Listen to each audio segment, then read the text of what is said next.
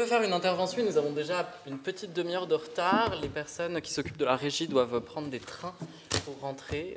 Donc peut-être qu'Orphée va simplement dire quelques mots sur nos intentions, sur ce qui aurait été cette intervention, et puis après conclure. C'est toi qui avais l'intro. Oui, alors en fait, on voulait simplement rassembler un certain nombre de ressources. On avait pensé initialement à faire intervenir éventuellement une association qui se serait occupée, par exemple, de workshops de sensibilisation en milieu patrimonial. Il se trouve qu'il n'y a pas forcément d'association spécialisée pour les acteurs et actrices du monde culturel. Donc on avait synthétisé un certain nombre de ressources, alors que ce soit des chartes, les différents labels égalité et diversité, et puis quand même un certain nombre d'actions et de mesures pour les institutions publiques d'État, pour les institutions publiques en collectivité territoriale. Donc voilà, si jamais ça vous intéresse, écoutez, revenez vers nous, on pourra vous transmettre cette espèce de collage de ressources qu'on avait réalisé. On n'a pas le temps de les commenter plus longuement. Tatiana, non? Oui.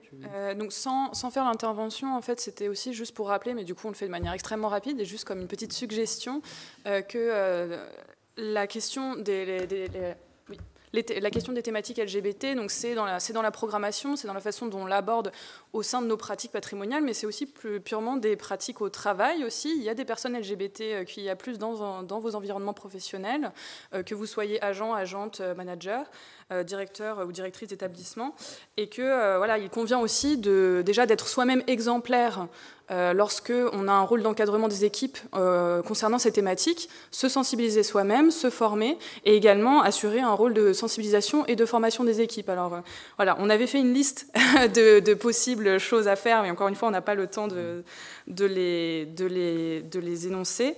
Donc de la même façon que Simon, je vous invite à vous tourner vers nous si vous voulez qu'on vous communique les ressources qu'on avait cumulées. Et également, je vous réincite à vous rapprocher des associations, que ce soit celles qui opèrent au niveau national, mais aussi au niveau des collectivités territoriales. Il y en a toujours, oui. Et notamment aussi d'aller regarder le baromètre 2024, dont les résultats ont été publiés la semaine dernière, de l'association L'Autre Cercle, qui a fait donc une grande enquête sur le contexte professionnel auprès de plus de 50 000 personnes quand même, donc c'est vraiment une grosse enquête sur la vie des personnes LGBTQIA+, en milieu professionnel, notamment auprès des personnes signataires de la charte d'engagement, dont le ministère de la Culture, la charte d'engagement créée par l'association, mais aussi d'autres organisations professionnelles qui ne font pas partie, qui n'ont pas signé cette charte d'engagement.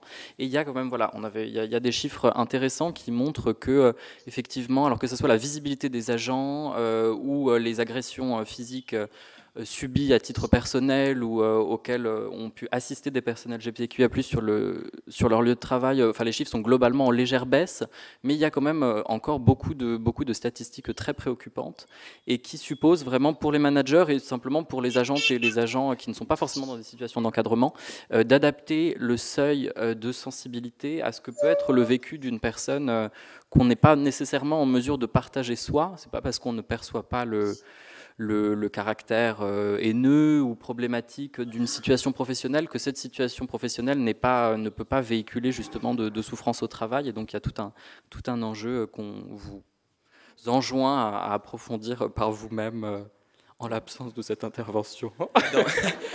Pour terminer l'intervention très brève mais construite que nous avons fait, on voulait aussi vous signaler la création cette année par nos camarades de promotion, on peut dire des élèves administrateurs et administratrices de l'Institut national des études territoriales, donc en fonction publique territoriale, qui cette année ont fondé l'association Territoire de Fierté, qui a pour objectif de s'engager en faveur de l'inclusion et de la solidarité de tous les agents et agentes territoriaux, quelle que soit leur identité de genre, au sein des collectivités territoriales.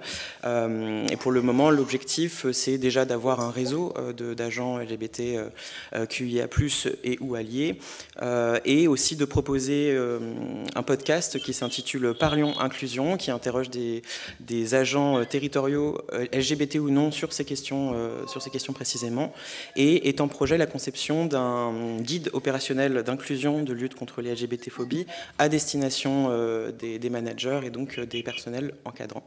Et on voulait conclure sur cette chose, ce qui fait que nous avons rattrapé le temps peut-être.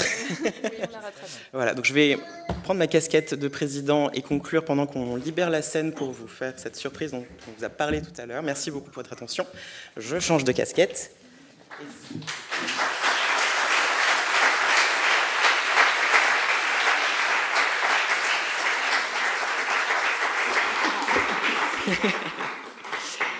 Merci beaucoup aux intervenants, aux intervenantes, aux modérateurs, aux modératrices et à mes camarades de promotion qui ont fait en sorte que cette journée, je crois, a été un franc succès au vu du nombre de personnes qui est encore présentes dans cette salle à 18h alors qu'on est en retard. Merci beaucoup.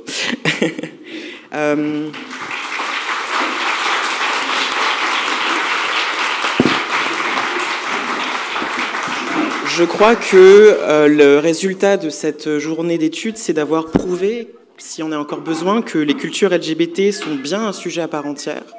On aurait pu, je crois, en parler pendant des jours et des jours encore, il me semble, au vu de à quel point notre programme était serré et à quel point aussi vous aviez envie de poser des questions et on vous a un peu réfréné. On est désolé, mais on a été pris par le temps. On voit à quel point aussi ce sont des œuvres, des archives qui réactivent des mémoires, qu'elles soient personnelles, militantes, communautaires, à l'exemple des archives, comme je disais, ou des connaissances aussi qui ouvrent des possibles, à l'exemple de ce qu'on a vu ce matin avec l'intervention de Gabrielle Bay ou de Caroline Trémaud et de Ali Akbari. Maintenant que nous avons fait cette journée d'études, que fait-on? Parce que c'est intéressant de faire des journées d'études sur le patrimoine LGBT, mais s'il n'y a pas d'action par la suite, finalement, ça reste un peu le token dont je parlais ce matin dans mon introduction. Ça a peut-être, on a évoqué des difficultés de recherche, etc. Mais je crois que ça a paru simple la façon dont ça a été présenté aujourd'hui. Et je voudrais quand même insister sur le fait que c'est pas si facile de pouvoir étudier ces sujets, travailler sur ces sujets.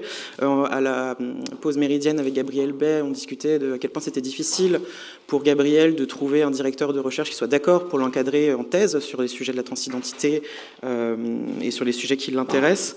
Il y a aussi la difficulté de trouver pour des institutions, aussi bien pour des agents ou pour des personnes hors institution, de trouver des institutions ou des collectivités qui soient prêtes à accepter les discours autour de la question LGBTQIA+. Et enfin aussi la fatigue des personnes dépositaires de ces œuvres, de ces mémoires et de ces patrimoines dans les collectifs, qui peut conduire à une disparition de ces objets de mémoire et qu'il est important de saluer aujourd'hui, parce que sans ces personnes militantes et investies, on aurait difficilement aujourd'hui, on aurait encore moins de traces de l'existence des communautés LGBTQIA+. Au vu des retours que nous avons eus au cours de cette journée, j'ai un peu l'orgueil, pour dire la fierté de manière positive, que cette journée d'études peut être un événement fondateur de la réflexion de mes éminents collègues, consoeurs et confrères, dans la réflexion et de toute personne qui travaille dans la valorisation, la conservation et la transmission des cultures queer. Je pense vraiment qu'il y a quelque chose aujourd'hui qui s'est, j'espère, passé. En tout cas, moi, j'en ai eu le sentiment.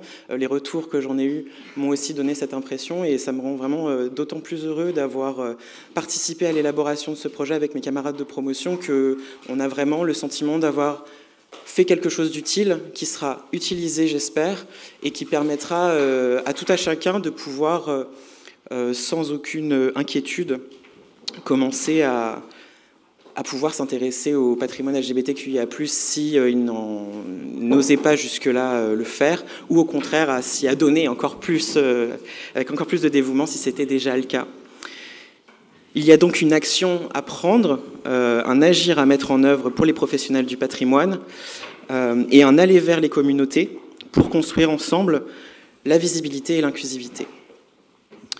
Nous avons parlé de patrimoine, matrimoine, collecting LGBT, mais je crois que nous avons suffisamment démontré aujourd'hui que la culture queer n'était pas une culture aseptisée et mise sous cloche. C'est une culture vivante et performative, et c'est la raison pour laquelle la véritable conclusion de cette journée d'études est donnée à Thunames, qui nous fait le plaisir et l'honneur d'achever la journée par une performance.